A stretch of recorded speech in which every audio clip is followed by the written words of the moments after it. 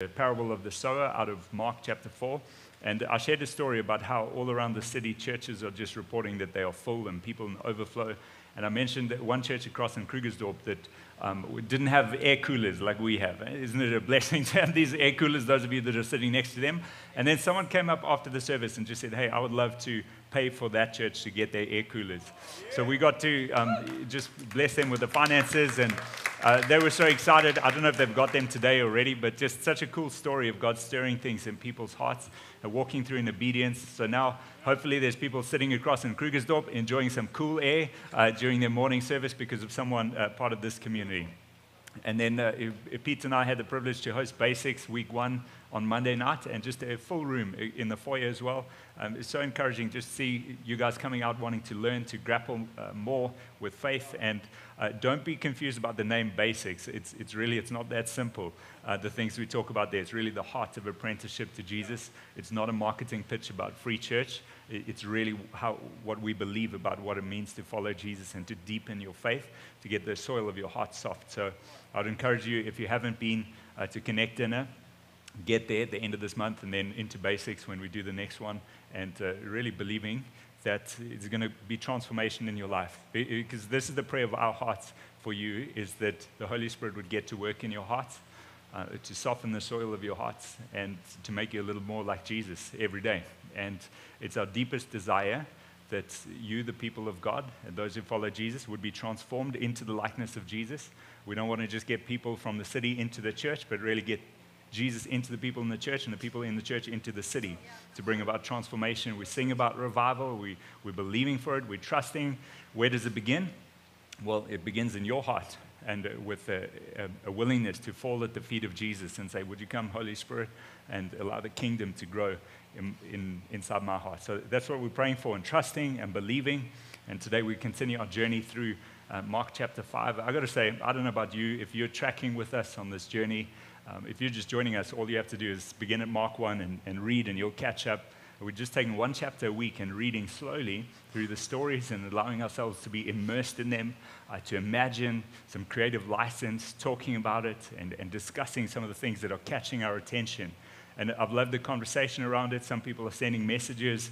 Please, can you share more information or help me understand this verse? And I've got like, hey, I'm also learning alongside, but let's talk and let's chat.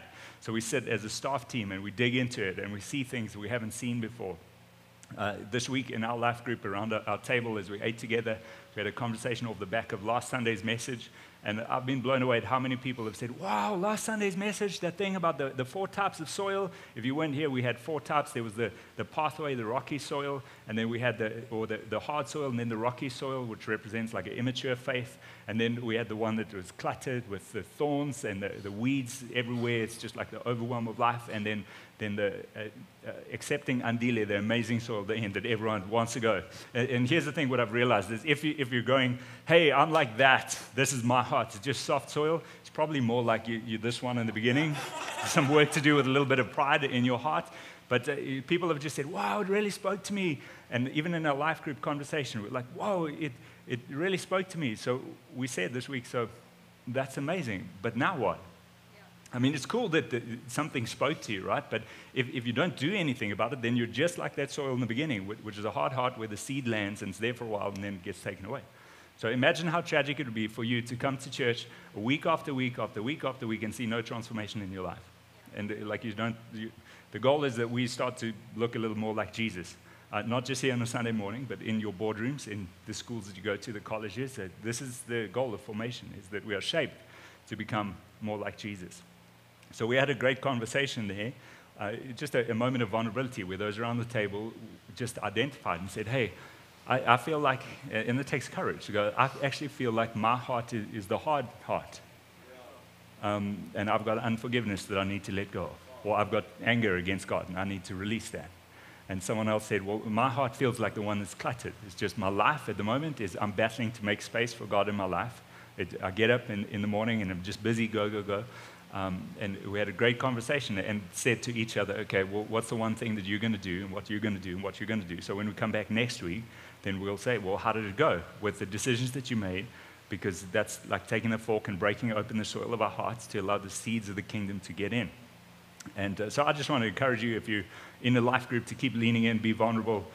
If you lead a life group, is to create a safe space for the people that are there. If you're in the life group, begin to ask God, when is the time for you to start another life group to reach more people around your table? Come on, the life group leaders in the house are like, yes, amen, you preach it. We can pray and go home, just like everyone start a life group. But really, there's something powerful that happens in that moment of vulnerability, accountability. You cannot live your life following Jesus just based on an hour here together on a Sunday morning. There's got to be more, and really this moment is just to get you asking questions and allow the Spirit to do something in your heart so that you become more like Jesus. And today we get to Mark 5, which is honestly one of my favorite chapters in the whole Bible because it's just jam-packed with incredible things which I want to share with you today. And the book of Mark is in the New Testament. It's one of the 4 Gospels which tells the story, the life account of Jesus. And it's written by a guy whose name is John Mark, scholars say, and he wasn't one of the 12 disciples, the close disciples of Jesus, but actually he was a friend of St. Peter. You've heard of him? He was one of the disciples. Peter was like a fiery fisherman guy, and they wrote this letter from the city of Rome in the late ADs, 50s, so in the backdrop of Caesar is in power.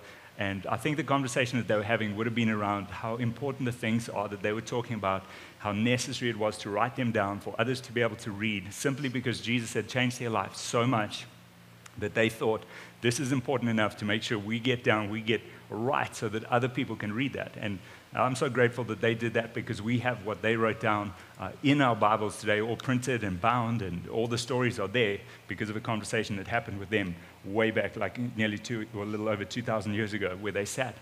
And Mark apparently had a nickname called Stubby Fingers. Shame. So I just thought that was interesting because here we have a guy with stubby fingers and a fiery fisherman who sit together in a room in Rome and they write down this stuff which we can use today, which is honestly, it's life-changing.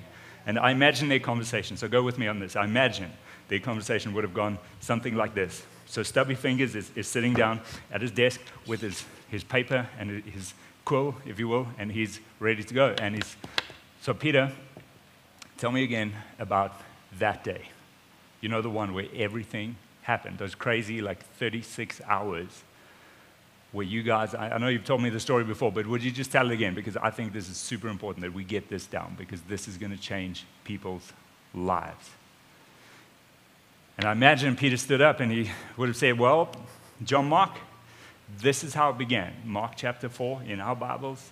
One day Jesus got up and we were staying in Capernaum and we were staying at my house in Capernaum. It's on the edge of the shore of the Sea of Galilee. It's a fishing village, and there have been just crowds descended upon the town because Jesus is there and he's healing people and he's teaching, and everyone is coming from hundreds of kilometers descending upon this little town. Like we said, it's like Gauteng goes to Mosselbaai in December. Like everybody is there and the locals are fed up, but some of the businessmen are enjoying, the extra business, and the town is just jam-packed, and everyone is hanging around Simon Peter's house, hanging around my house because this is where Jesus is staying. So as we do, we get up and we open the doors and the crowds are outside.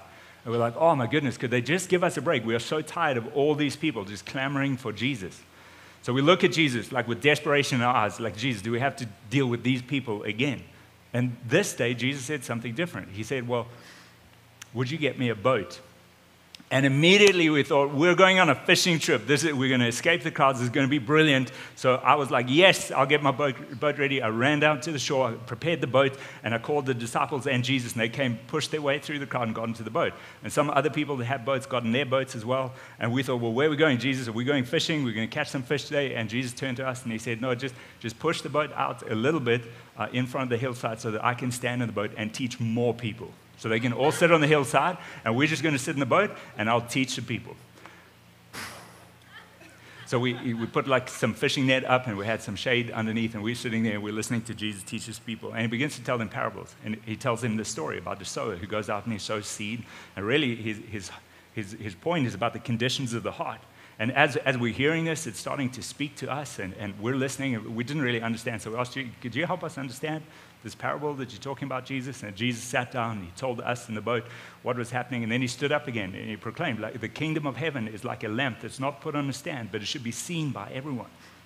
And then he said the kingdom of heaven is like a farmer who sows seeds, and while he's sleeping, he comes back in the morning and it's grown. And he didn't do anything, he just put the seeds there and it grew. In other words, we were getting this idea, John Mark, of how the kingdom is progressing and advancing without like the help of people. It's just going forth.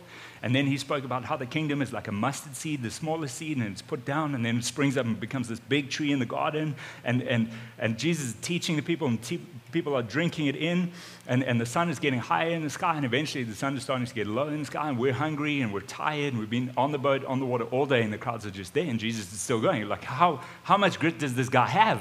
Is he ever going to stop?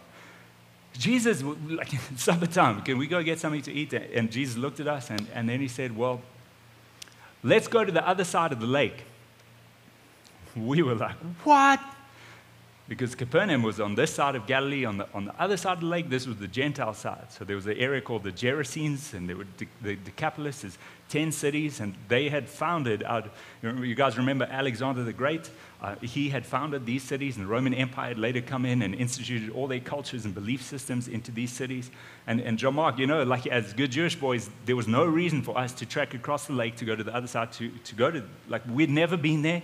No one we knew had ever been there. Some people we'd heard they'd gone there, they'd never come back. Like, this was a place you just do not go to this side of the lake.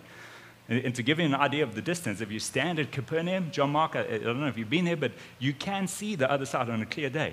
But it's a bit of a trip to get across there. I mean, it's a good 8 miles across the water, so it's not just a little pond. The Sea of Galilee is big, and we couldn't believe it. I mean, the sun is setting, and we're fishermen, right? We know that the lie of the land there on this side, on the eastern side of the Sea of Galilee, there's these steep cliffs that go up, and 1,500 meters up, and then the Golden Heights on top of that. So when the sun bakes in the day, it gets hot in the valley, and then at night, the cool wind from the mountains rushes down into the sea, and this confluence of air suddenly can trigger like these incredible storms across the sea, and it's like glass, and all of a sudden it's like this raging sea. So we know the signs of this. We said to Jesus, are you sure you want us to go to the other side? I mean, first of all, why are we going to the other side? Why are we going at night? And it looks like there might be a storm coming. Jesus, we don't think this is a good idea. But Jesus was insistent, like, let's go to the other side. So we thought, well, it's Jesus. He's been right so far, so let's go with him. So we set sail across the lake as the sun was setting, and we headed out. And as we were going, we turned around, we saw that Jesus is sleeping in the back of the boat because he's been teaching all day. We were like, thanks, Jesus, we'll just row. We got this, Jesus. And we're going, and all of a sudden we can feel the wind changes, and we can feel like this is not good. The other boats that were with us, they turned back, they head back to shore, and Jesus was just like catching a couple of Z's in the back of the boat. And the wind began to pick up, and the waves started to get bigger. And the next moment, there was a full-blown storm. The light of the moon was cut out. There's darkness, waves splashing into the boat. We were fearing for our lives. We grabbed a couple of buckets. We were throwing water out of the boat, and Jesus is still sleeping. And eventually, we couldn't take it anymore. Like, we cannot handle this. And we run to Jesus. We fall at his feet and say, Jesus, wake up! Do you not care that we are about to lose our lives? Jesus stretches, yawns, rubs the sleep out of his eyes, and says to us, do you not have any faith yet? To which we have absolutely no response. I mean, what do you say to that? And then Jesus looks at the wind and the storm and the seas, and he says, quiet, be still. And all of a sudden, as quickly as the storm had come in, the storm disappears, and the water's like glass, and the wind is gone, and the clouds open, and the moonlight is back on the water. And we are just amazed. We say to each other, like, who is this man? Okay, Peter, I got that. That's really good. Should I write the answer to the question of who this man is? Because we know it's Jesus, right? Like, he's the Messiah, the Son of God. So do you want me to write who is this man in Mark chapter 5? Or the end of Mark chapter 4? Like, should I answer it? No, John Mark, don't answer it, because I've got another story for you. Let me tell you who actually answers the question. So the water is still, we continue on our journey, and we're still going to the other side, which we're still a little bit nervous about. Now, we've been in the sun all day. We've just been through a storm where we thought we were going to lose our lives. We've seen someone like speak to the wind, and it stopped. So we're a little freaked out right now. All we're hoping for is, like, get to the other side, maybe a quick shower, something to eat, a bed to take a nap, and then we can get on out of there and head home. And as the sun is coming up, our boat touches the sand, on the side of the Gerasenes, and in front of us are these cliffs where these caves that are used as tombs. And as we're climbing out the boat, we hear this blood-curdling scream echoing through the cliffs. Jesus! The Son of God, what do you want with me? We don't know where the voice is coming. We're starting to climb back in the boat. Jesus is just standing there.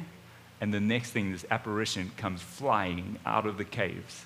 Long hair, blood, scabs, no clothes, chains hanging from his hands and his feet, eyes rolling back, teeth bared, growling at us. And we're thinking, this is why good Jewish boys don't go to the Gerasenes, because you never know what you're going to get. So we're busy pushing the boat back into the shore. We're like, Jesus, get in the boat. Jesus, get in the boat. And this guy's coming closer and closer, and he's running, and he looks super powerful. And we are thinking, this is demonic. This is evil, epitomized. Let's get out of here. And Jesus keeps walking towards him. And all of a sudden, this apparition comes and falls at the feet of Jesus. He said, what do you want with me, Son of the Most High God? Do you remember the question that you just wrote down? Like, who is the Son? And we didn't know how to answer that, but the demons inside of this person knew who it was. And they said, Jesus, Son of the Most High God, what do you want with me? And Jesus looked at him calmly while we're freaking out, and he says, come out of him, you impure spirit. Something begins to change. And Jesus is like, hey, before you go, what's your name? And this growling voice comes out of this apparition and says, we are legion, which means 6,000. So here's a human being possessed by 6,000 demons that begin to beg Jesus not to be done with them. But they beg him, Jesus, please can we go into the pigs? And all of a sudden we look up and we notice on the hillside, 2,000 pigs. I mean, no Jewish people want to hang around pigs. That's just not kosher at all. We didn't even see the pigs because of this apparition. And now there's the day in the sun, the storm, this demonic guy. And now we've got pigs to deal with. So Jesus says, yes, you can go to the pigs. And all of a sudden, this demonic cloud leaves this person, and he falls into a heap, and the demons descend upon the pigs. And I don't know if you've ever heard John Mark a pig scream, but it's horrible. Now we've got 2,000 pigs screaming because 6,000 demons are upon them, bringing destruction. And there's just this awful sound. The pig herders, we can see their heels as they're running off back to the city. And the next thing that happens, these 2,000 pigs rush off the cliff and jump into the sea and drown themselves in the sea. Because you see, John Mark, wherever there's evil, there's destruction. This is the essence of it. So then we think, well, what now, Jesus? Because as we look up on the horizon, we see the villagers coming out of the villages to come to see about what's happened. Someone had gone and told them what had happened, and they were not happy about how their pig enterprise came to an end. So they arrive with pitchforks and what are you doing here? Where are our pigs? What has happened? They take a glance at this previously demon-possessed guy, and he'd asked us, as he was coming around, he was like, hey, have you guys got any clothes? I just realized I'm not wearing anything. So we scrounged in the boat, and we got some clothes for him to put on. And he was sitting there with us, and he was lucid, and he was talking properly, and we'd helped him, break the rest of the chains off. And all of a sudden, his body had started to heal, and he looked like just a normal person. And the villagers arrived, and they didn't really recognize him, but they saw him, and they told us later that they'd been trying to constrain and restrain this guy over years, but they would put chains upon him, and he would just supernaturally smash them, and he would terrorize people. He would take stones and cut himself, because evil brings destruction upon humanity. And he was possessed by these forces that he didn't have any control over. The villagers couldn't control him, and he was living amongst the dead in the tombs. And they see this guy, and they're kind of amazed with that, but they seem to be more upset about the pigs. So they turn to Jesus and they say, this interruption that you brought to the normal here, this is an inconvenience to us, so please would you get in your boat and go back to wherever you came from. And Jesus turned and he looked at them with tears in his eyes, and he said, if you want me to go, I'll go. So he turned around and we walked back to the boat. And the previous demoniac guy, he came along. He was like, hey, Jesus, can I come back with you? I'd love to be a disciple. I'd love to. I've never been to the Jewish side. Could I come with you? I've got a bad rep with these guys. Do you want? Could we go? And Jesus turned and he said, no. I want you to go into the Decapolis, into the 10 cities with the Greek and Roman influence. I want to tell you to tell them your story of how God has had mercy upon you and marked your life with mercy.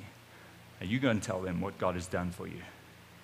And at that, we climbed back into the boat, and he went off into the cities, and much later, John Mark, the crowds came from the Decapolis, they walked around the Sea of Galilee, and they came to follow Jesus, but here's the thing, we never went back there. Jesus never went, he never took us back to the Gerasenes. So we climbed back in the boat, and waved goodbye to the villagers. We head back, sun's starting to come up. It's getting hot on the water, and we think, well, if we just get back to Capernaum, then, we'll be able to clean up. We've been to this unclean place. We've got to do some purification, and then we can go home and just, put our feet up and just talk about what a crazy day this has been. And as we come back to Capernaum, what do we see on the hillside? But the crowd is still there waiting for us. Like, Jesus, where have you been? We saw the storm. We thought that was the end of you, but then the storm just stopped. So we've been waiting to see what happens. Like, where have you been the whole time? And so we climb out the boat and we think, well, Jesus is just going to take us back to the house. So we start following him. As we're going up to the house, Jairus, the synagogue leader, who everyone knows because it's a small village, he rushes up to us frantic, and he falls at the feet of Jesus and he begs him, Jesus, my daughter is dying. I need you to come to my house because you can heal her. And Jesus stops, and we're like, oh boy. And Jesus is like, I can handle this. Jairus, I'm coming. Don't be afraid. Do not fear. So we start winding our way up to Jairus' house, pushing through the crowd. Jairus is leading the way, and he's pulling us because there's urgency. His daughter's about to die, and he's pulling us along. And on the way, Jesus suddenly stops, and Jairus is pulling Jesus. Like, come, Jesus, come, Jesus. And Jesus stops, and he says, who touched me? And we're like, oh, but this guy's been in the sun too much. There's a whole crowd around you, Jesus. Can't you say, like, who touched me? And he said, no, who touched me? And all of a sudden, the crowd parts. And the lady that everyone knows that's been on the outskirts, on the edge of town, because she's got an issue with bleeding for 12 years, which makes her ceremonially unclean, she comes trembling before Jesus and falls at his feet and says, I just thought that if I could touch your clothes, I would be healed. And when I did, something happened in me, and the bleeding has stopped, and I'm healed. And Jesus looked at her and said, hey, go in peace. Your faith has healed you. And the crowd parted, and she got up with her dignity restored, and she walked away clean, unclean to clean. And everyone was silent. And we remember, John Mark, we remember later this verse out of Malachi and the prophets where he said, hey, the Son of Righteousness will rise with healing in his wings. And did you know, John Mark, that the tassels of a rabbi's prayer shawl are called wings? And when she grabbed a hold of those wings, suddenly the healing in the wings came. She just touched the wings of Jesus, and suddenly she was healed. Jairus doesn't know what to do now because in the silence, all of a sudden a wailing comes from his house. And he's fearing for the worst. And sure enough, as we get closer to the house, the people stream out and they say, you're too late, Jesus, you're too late, she's already dead. And Jesus, angry and frustrated, tells everyone in the house to get out. He invites Jairus and Jairus' wife and us into the upper room, and we walk in, and there's an unclean body lying there, 12-year-old girl who is no longer breathing, she's dead. And Jesus walks across to her and bends over and grabs her by the hand and says, Talite kum, get up. And he touches the unclean, and his holiness transfers to her, and she stands up and breathes, and everyone is just,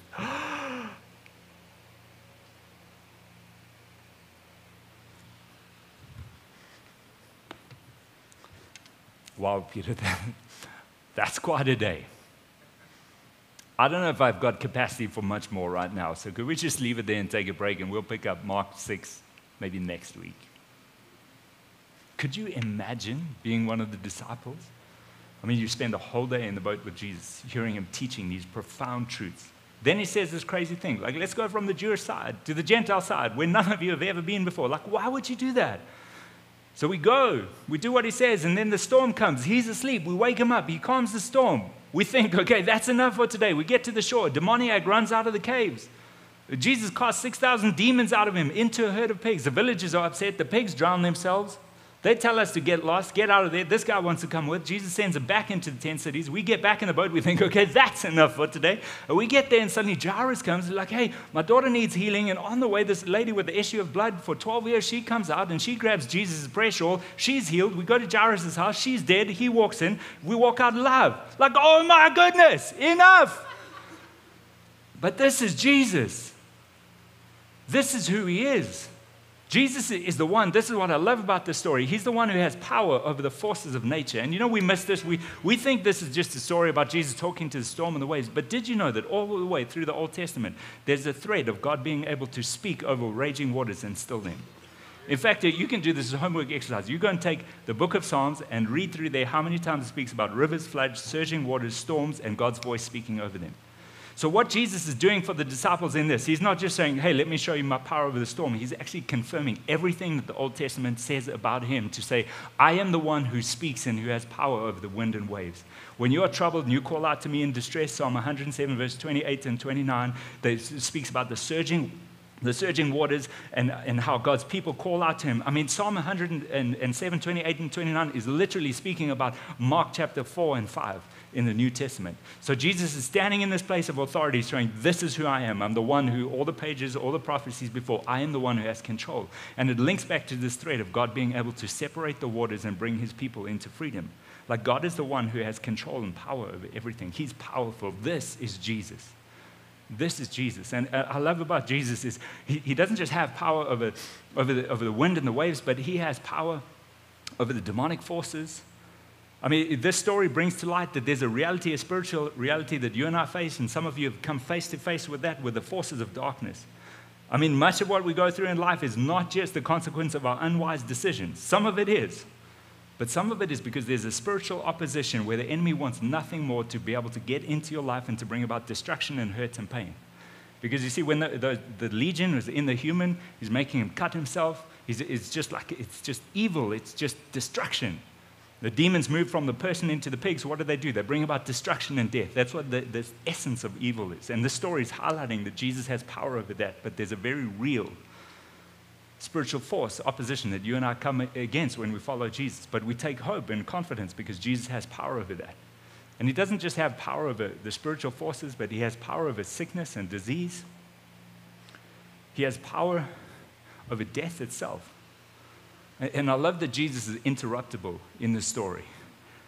He's got a rhythm to his life, right? Like he gets up early, he withdraws to pray, he teaches the people, he spends time with the disciples, he's alone with God. But then all of a sudden, he's just like, hey, let's go to the other side. It's like there's a spontaneity about Jesus where he's willing to be interrupted, to interrupt the normal, and this is what he does. He goes to the other side, to the Gerasenes, he interrupts their normal, because whenever Jesus confronts evil, there's going to be a disruption. You've got to know that. If you allow Jesus to get into your life and he comes to disrupt evil, you have a choice to make. Either you go like the demoniac and say, well, I'll fall at your feet, Jesus, can I come with you? And he gives you a commission to share your story. Or you be like the people who are there and they say, hey, well, Jesus, your interruption here, this is actually a little inconvenient to us. And it's cool that you healed this guy, but actually we really prefer our pigs, so would you get out of here? And I was just wondering how many of us, might say to Jesus, well, it's cool that your kingdom is expanding. That's great. But if it's going to disrupt my comfort and my pigs, my piggy bank, then it's a little inconvenient, Jesus. So could you leave? I mean, 2,000 pigs, 2,500 rand a pig, it's 5 million rand worth of pigs. It's not small change. You see, this is the choice that we have. When Jesus interrupts his routine to interrupt your life, you'll have a choice and say, Jesus, this is inconvenient for me. Would you leave? And with tears in his eyes, he will. Or you can take a hold of the presence of God. It's tragic for me that these people, they choose their pigs over the presence of God.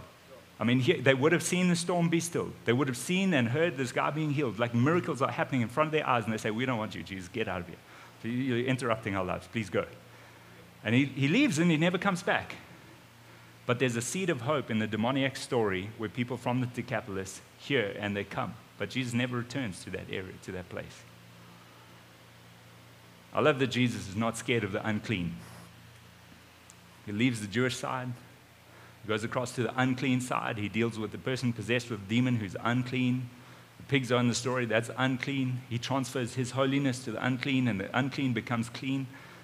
He returns back here. The woman with the issue of blood, she's unclean. She's ostracized. He's not afraid of her. He restores her dignity. He makes the unclean clean. He goes into Jairus' daughter's room where she's lying dead, unclean body.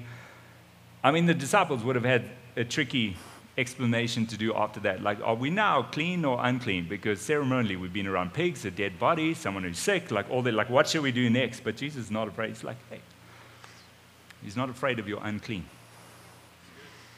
He's not afraid of your unclean. And he's willing to interrupt whatever he's doing to bring an assault against evil in your life.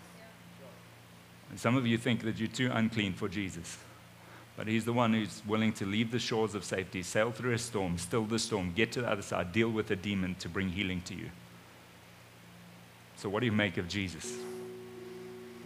How do you respond to him? Because this story is a beautiful picture of what the kingdom of heaven is like. It's an assault against evil. It's a contrast.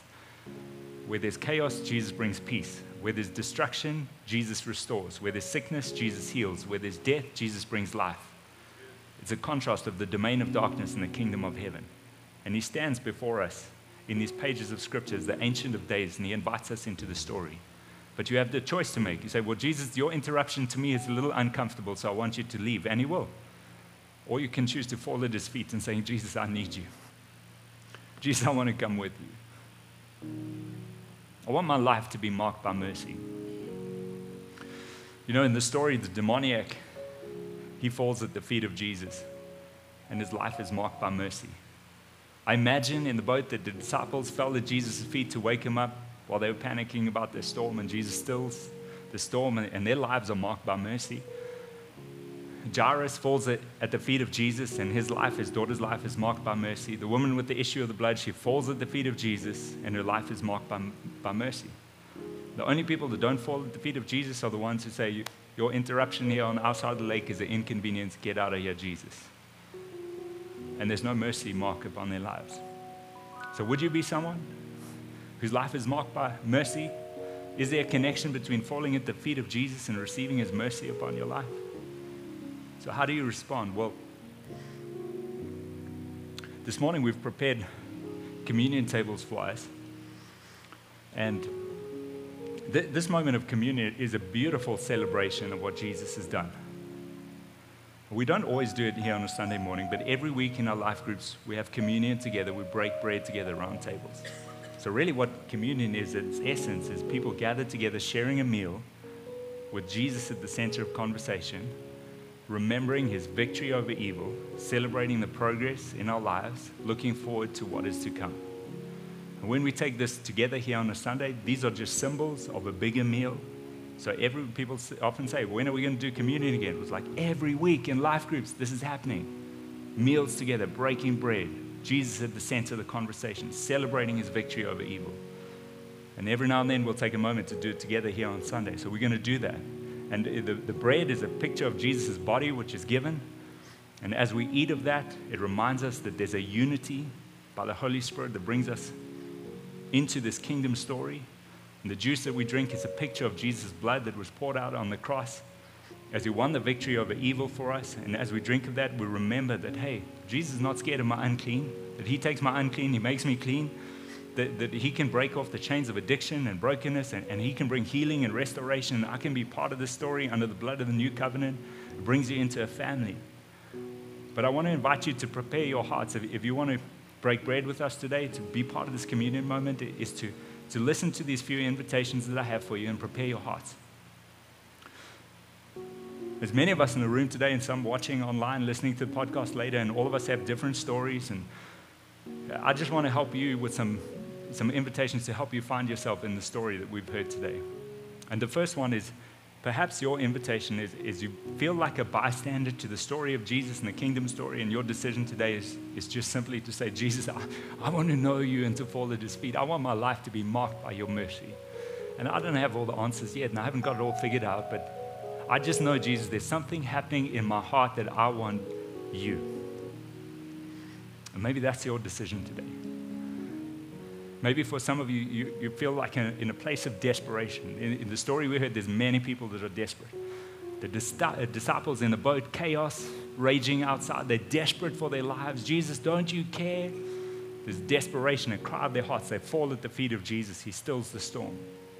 There's desperation in Jairus. My daughter is dying, Jesus. Eventually she is dead. It's desperation, hopelessness. Falls at the feet of Jesus. Jesus moves in power. There's desperation. A woman with the issue of blood, 12 years, ostracized from community. None of the medical doctors can help her. There's desperation. She falls at the feet of Jesus. If only I can touch his wings. And she does, and she's healed in a moment. This is Jesus. This is the invitation to you. Maybe in a place of desperation, my encouragement to you is, would you figuratively or literally fall at the feet of Jesus and cry out, Jesus, would you mark my life with your mercy? And here's the thing about how I'm learning. I'm not an expert on this, but in the way that God works, he seems to work sometimes in one of two ways. When we come and we fall at his feet, either there's an incredible breakthrough like we read in the stories. And I think a lot of us want that. Like, whoa, Jesus, if I could just be healed, if I could just have, this thing changed. It's just a moment. And sometimes that happens, but sometimes God is still working in a deeper, transformative way without bringing you the miracle that you want.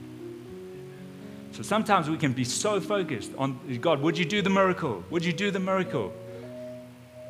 And I think sometimes God just does deep work in us without giving us the miracle that we're praying for and trusting for. And in some time you look back and you see, I see God has done a deep transformation work in me. And here's the thing about transformation is it takes time, because even all the people that had a miracle in their story that we heard today, they still had some walking out to do, right? I mean, imagine the demoniac guy. He's been living in the caves, ostracized from his community. Now he's healed. He's got clothes. He's in his right mind. Could you imagine his first walk back into the village? Like, he's got to learn to reintegrate into society as well as share the story of what Jesus done for him. So deep work, transformation, takes time. So be encouraged. If you're trusting for a breakthrough, I don't want to get emotional and hype and declare, your breakthrough is coming today. I think God is way more set on the deep transformative work in your heart, where in the midst of the suffering and pain, you find his presence, you find his peace, and you find his strength to persevere through, so that you begin to look more like Jesus. And some days the miracles might come, and some days it's just about a transformative click in your heart, tilling of the soil to make space for the kingdom of heaven. Maybe you're desperate and you fall at his feet. Maybe you are, maybe you feel like the demoniac. Maybe you feel like there's just things that are oppressing you, and you've tried all kinds of things, and you feel like there's shame that's keeping you out because of whatever it is that you're dealing with. Like inside, you're tormented. The story teaches me that there are some things that only the name of Jesus can fix. Some things counseling helps and it's good. Some things medicine helps and it's good. I'm not against any of those things. I'm for those things. It's helpful. But there are some things that only the name of Jesus changes things for. So you fall at his feet and you speak the name of Jesus over a life, a situation. You see a shift coming in the supernatural, and suddenly there's a release. Because the reality is we're up against a spiritual force, if you follow Jesus, that is bent on bringing destruction into your life.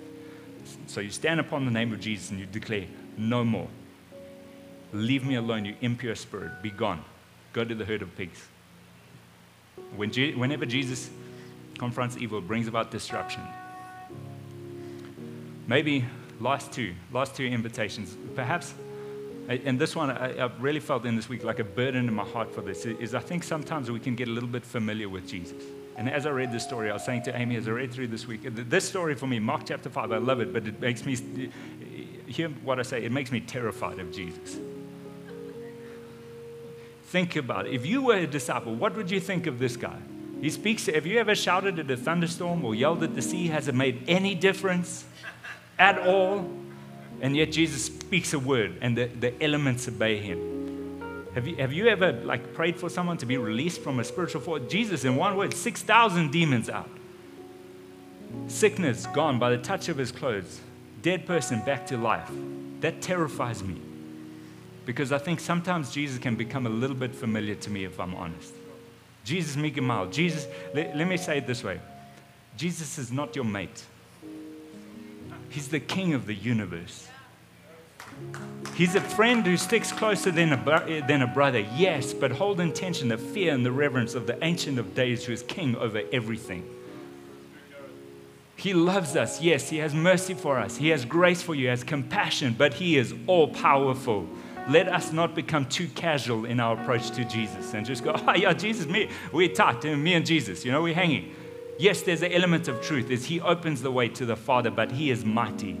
He's the same Jesus who in Revelation sits upon a white horse with tattoos down his legs, fire coming out of his eyes, a sword out of his mouth, the word of the Spirit, blood dripping from his robes. This is Jesus. Will you fall at his feet? What is your choice? Last invitation. Is Jesus an interruption to you, an inconvenience? He will interrupt his story, his journey to interrupt your life. And what will you do? Will you say, Jesus, I like my pigs. Get out of here, Jesus. Or will you fall at his feet? Would you stand? I'll pray for you. Pray for us. This is Jesus. This is Jesus. Jesus,